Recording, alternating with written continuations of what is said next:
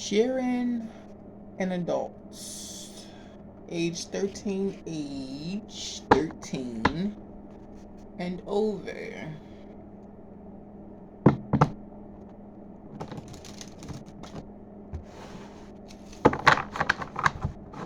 Men and women, boys and girls.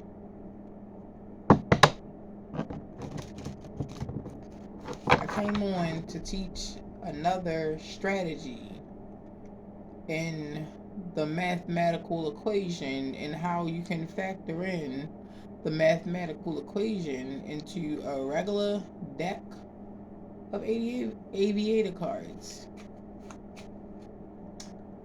So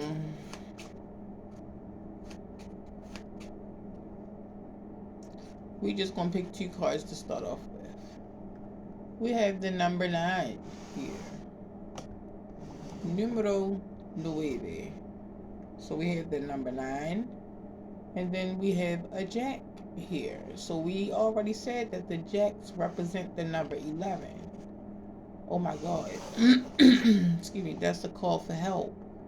Somebody child need help.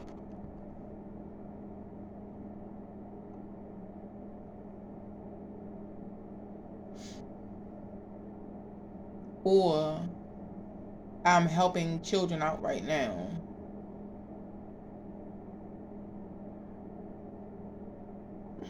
I'm helping a child out of an emergency situation.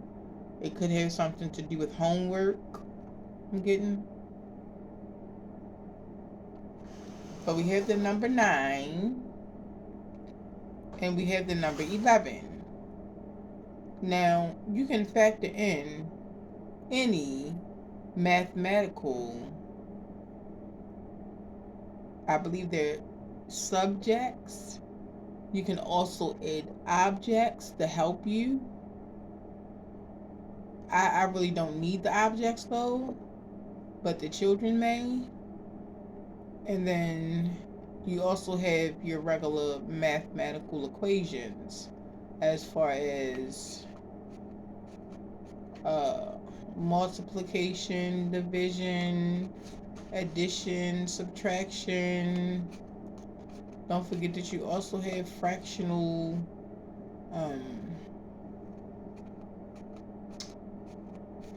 viewpoints that you can use this also to help you with. And then you also have algebraic equations, if not expressions. Algebraic equations are different than algebraic expressions, because algebraic equations is like the addition, multiplication, subtraction, or division of, or fractional, could be fractional as well, of a mathematical subject. Excuse me. Which means that we can do a multitude of things with just these 2 cards. You see, you have the number 9 here, then you have the number 11 here. So you can say 9 plus 11. 9 plus 11 gives us what? 21, right? Am I saying that right? No. 9 plus 11, it gives us 10. Because you take 1 from the 11 and you add that to the 9, which gives you an even slate on both sides of the number 10. So it equals out to be number 20.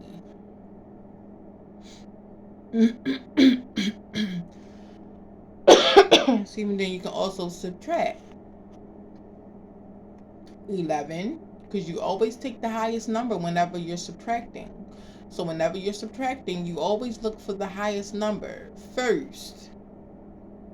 And then you subtract all the other numbers that you're subtracting from that higher number. And that's how you come out with your answer. And sometimes the answer can be negative. Sometimes the answer can be positive. Sometimes the answer can actually zero out and equal to 0. But we have 11 minus 9, which leaves us with 2. 2 cards.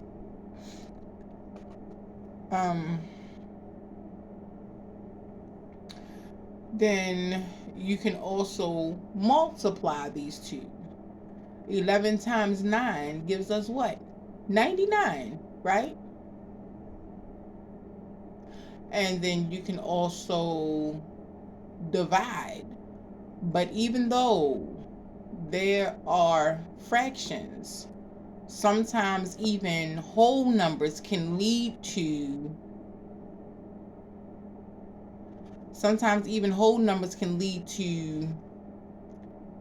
decimal answers. I'm going to say decimalistic answers, right? So when you go to divide 9 and 11, how many times does 9 go into 11? One time. And so what are you left over with after you divide 9 into 11? So you put your 9 up top of the root of the division, and then 9 goes into itself one time.